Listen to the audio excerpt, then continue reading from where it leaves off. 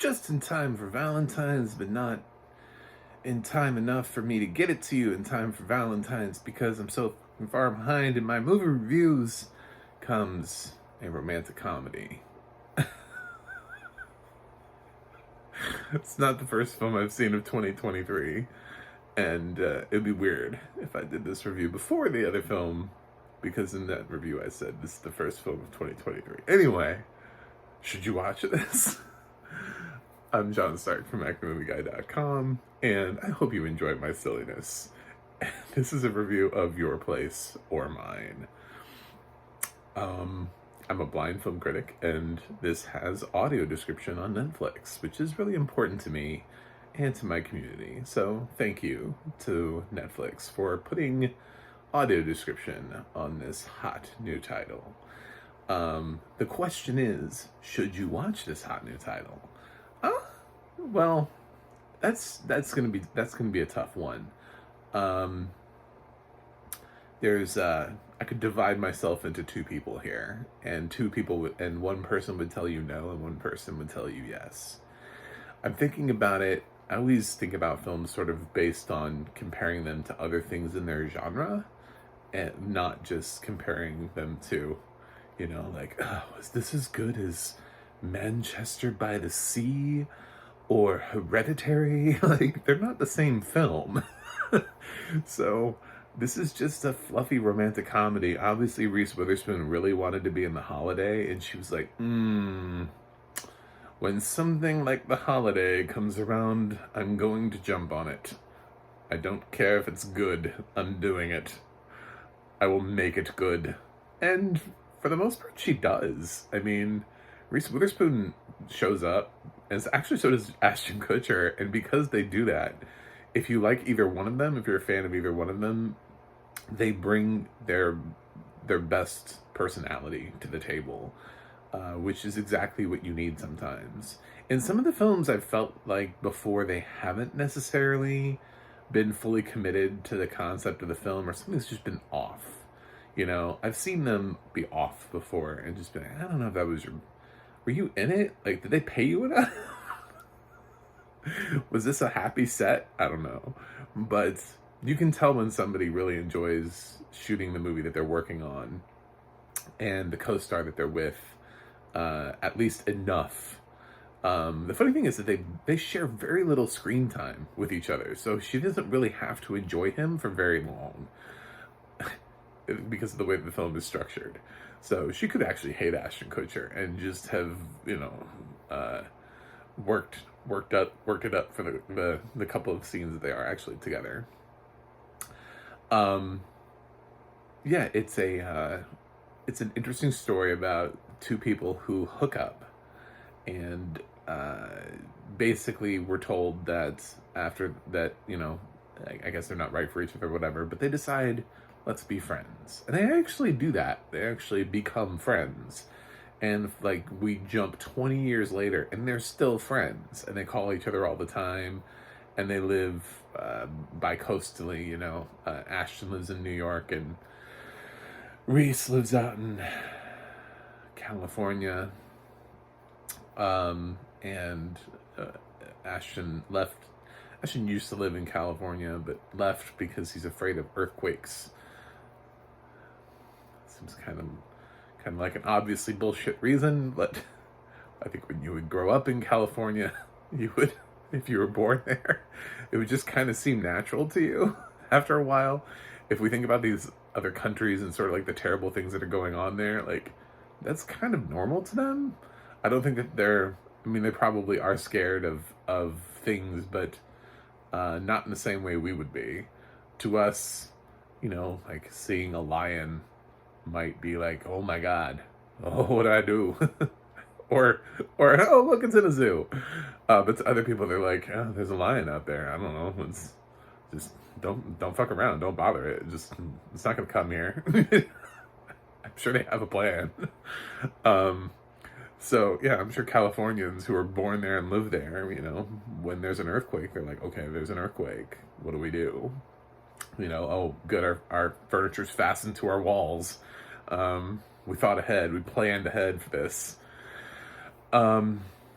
So he's a bit of a guy a bit of a cad, that cannot hang on to a girl. Um, I love the first girl that ends up done. I love just the one thing that he says, and she's just like, I'm out. She just like taps out. She's just gone. It wasn't even that bad of a statement. It was just like, she's looking to define. And he's like, well, define, like, what do you mean? And then she's like, well, you answered my question. And just like storms off. I'm like, okay, well, she's a bit much, but the plot didn't need her, so we're gonna move on from that. And meanwhile, Reese Witherspoon is one of those, like, again, like, she's that sort of over controlling type that she's type A personality that she plays so well and so many other things. I love Reese. I really do. I mean, I said I'm gonna do 2023 the right way, and I'm done watching shit films for no particular reason whatsoever, other than to just check off a box. Like, oh, I watched another movie that came out this year. I actually wanted to see this because I love Reese Witherspoon. So I don't know. I probably would have seen it with Ashton Kutcher if Ashton Kutcher was the bigger name than the female, and I didn't know who the female was. Probably. That probably would have been enough, but not as quickly as I saw it because of Reese Witherspoon. Sweet Home Alabama is like one of my favorite romantic comedies of all time. So it's like top 5 for me.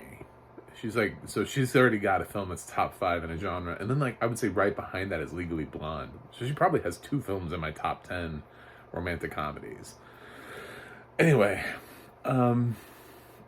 so she's just doing what she usually does. She makes a lot of post-it notes. Her son is, she reminds everybody that her son has like 1,000 allergies and don't play hockey and do your homework and don't watch TV, and poor child.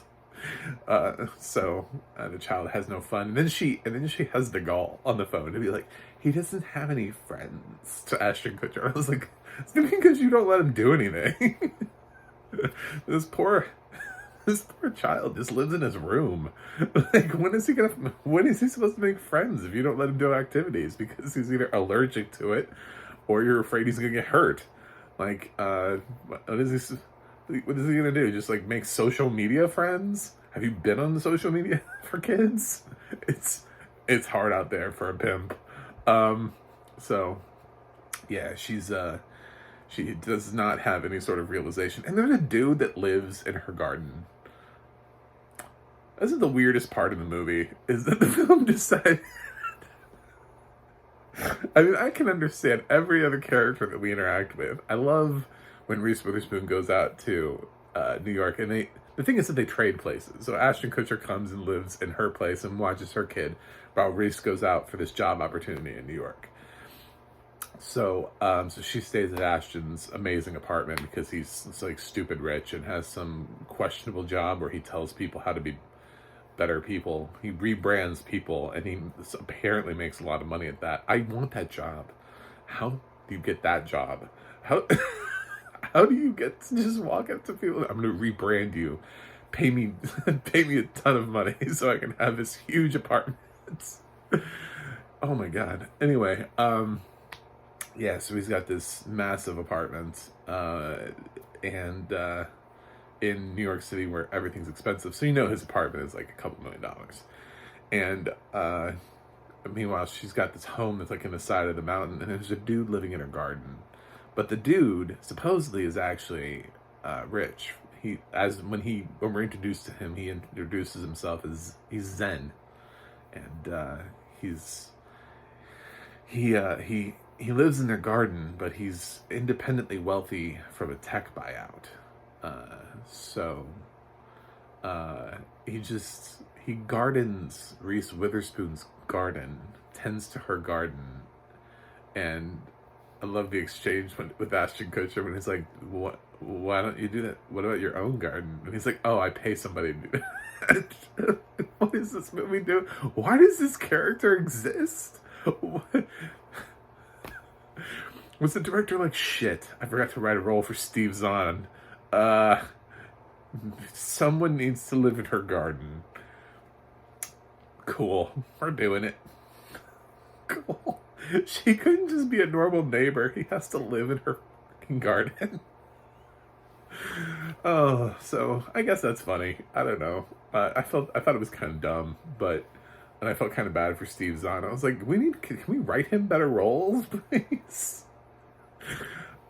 This goofy guy that plays guitar and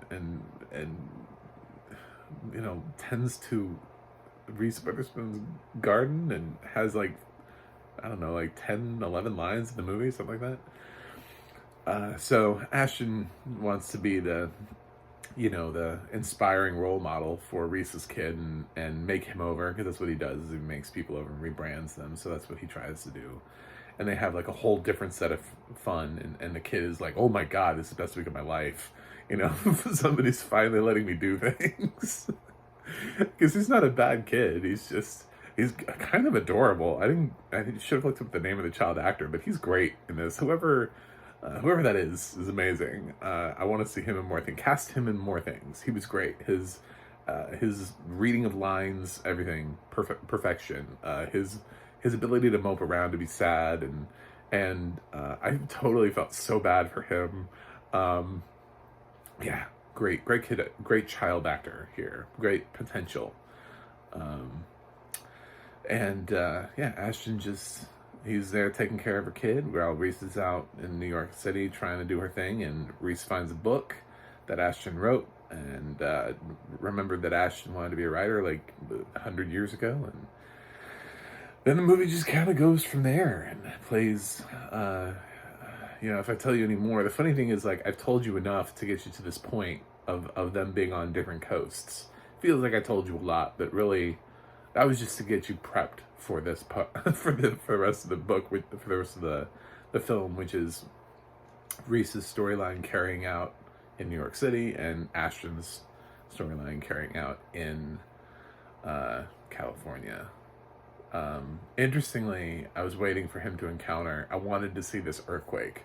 I wanted to see Ashton Kutcher react to an earthquake. We never got that. I'm sorry, that's a spoiler, but we never got that moment. And it was so sad. Anyway, Tig Notaro is in this, and she is delightfully dry. I love it. Love Tig. Perfect use of Tig Notaro. So that worked well. Most of the cast is good here. Jesse Williams pops up for like a few seconds. Not seconds, but I don't know, scenes. To be a potential love interest in one of those. Who will she choose? The hot Jesse Williams or the hot Ashton Kutcher? Which one? I don't know. Like that kind of, who's right for her? This one that seems to know everything about her, or this one that seems to like everything that she likes? Pick one. It's a conundrum. It's a romantic comedy conundrum. It's fine. My thing about this film is it starts off really clunky. I mean, you would not know that if you stuck with it, that you would be rewarded at least in some fashion. If you like rom-coms, at the beginning of this, it is so clunky, and you feel like you're being hit with random exposition, and they're trying to build this story because it's got this complicated concept. Just like this review was, I don't know, what am I at, like 15 minutes or something? This is gonna be a long review. It takes forever to like explain itself and to get you in the movie. But once you're in the movie, once they've actually traded places, the movie is fine. But man, the first like 15, 20 minutes of this movie are rough. So I won't even begrudge that. And it does definitely factor into my overall score. But I don't know. I think this isn't like a great rom-com that's gonna stand the test of time. I think it's a rom-com that is passable in the moment. That's good enough for right now, which is exactly what Marry Me was this time last year. Nobody's gonna be talking about Marry Me 20 years from now. It's not Pretty Woman. It's not, you know what I'm saying? It's not the new, not 16 Candles. It's not, you know, it's not any of the classic rom-coms. God, you know, Breakfast at Tiffany's, pick one. Pick something from back in the day. Marry Me is none of those. It's not even like a J-Lo, like Made in Manhattan, you know, that people still talk about and fawn over. It just won't be that. This won't be that for either Ashton or Reese, but it's good enough for right now, you know? So, there you go. And it'll be one of the more decent things I probably watch this year. Anyway, yeah, there's, the beginning of this film needed a rewrite, but it finds its stride. So, the audio description here is fine. It's a rom-com, and there's always constantly people talking, so it has a hard time interjecting. My favorite interjection, and I loved it, was when this is my point about audio description. We need a masterclass. We need to take this scene and we'll just put this scene into like lessons in audio description. There's a scene where they're supposed to both be doing like similar things in each other's places, and Reese is sitting in a bathtub, and she's talking to Ashton on the phone, and she's talking. She's like, "So where are you? It sounds like you're in a bathtub." And he says something like, he's like, it starts talking, and then it cuts to Ashton, and then you can hear the narrator just go, "He is." Like, it just throws that in there. It's like 2 words, and it confirms that he is in a bathtub, you know? So immediately we know it is. And it wasn't a lot of narration. It was just thrown in there. It was an example of how to interject with the least amount of words possible, with like 4 letters, basically. You know, I mean, he is. He is. And little interjections like that, man, if you could throw those in there that take a second for you to say, they can make a world of difference. I think probably we would have picked up on it, but man, we missed so many of those opportunities where somebody is bold enough to actually write an interjection that is not. It's almost like the narrators feel like it has to be some sort of a complete sentence, or like, you know, some sort of complete thought, like John enters the room. John scowls. You know, just like, it's hard to, I don't know. He is. They got it in there. So I appreciate that so much. I heart that audio description for that, because it was something that obviously they didn't have a lot of time to throw in a big, like, he sits in a massive whirlpool bathtub with jets and bubble bath, and we didn't get to describe the bathing experience of Ashton Kutcher. You just got the confirmation. He's in a bathtub. He is. So, good job. So that's where I'm at with this audio description. I think it actually did. It really tried its best. It's a rom-com. It's not like a murder mystery where you have to pick up on little clues. So, you know, I'm not holding it quite to the flame anyway, but it was nice that it made the extra effort. I did pick up on it. So, this is an above average audio description. Anyway, it's just not an above average film. So, I am going to give Your Place or Mine a B. Generally, I enjoyed it once it got going. So by the end of the film, I was charmed. I was semi-charmed by the film. So it had its moments, and it has a decent supporting cast. And even Steve Zahn, in this role that they've given him, you know what? He fully commits. He is in this role. But even though he shouldn't be, he's committed to being this stupid character. I can't even imagine when somebody hands me a script, I'm like, we want you to be this guy that lives in the garden. Am I the lead of the film? No. Do I get the girl? No. So I just live in a garden? Yes. Cool. All right then. I'll do it. Anyway, thanks for watching. Thanks for subscribing. If you're not a subscriber, why not? I love you. Why don't you love me? That's the message about Valentine's Day. Is we're supposed to love each other equally, and you don't love me. I'm very hurt by that. So subscribe. And I have a website, MacTheMovieGuy.com. You can go to the audio description project, adp.acb.org. It'll let you know what has audio description and where you can watch it. And you can go to the adna.org. That's the adna.org.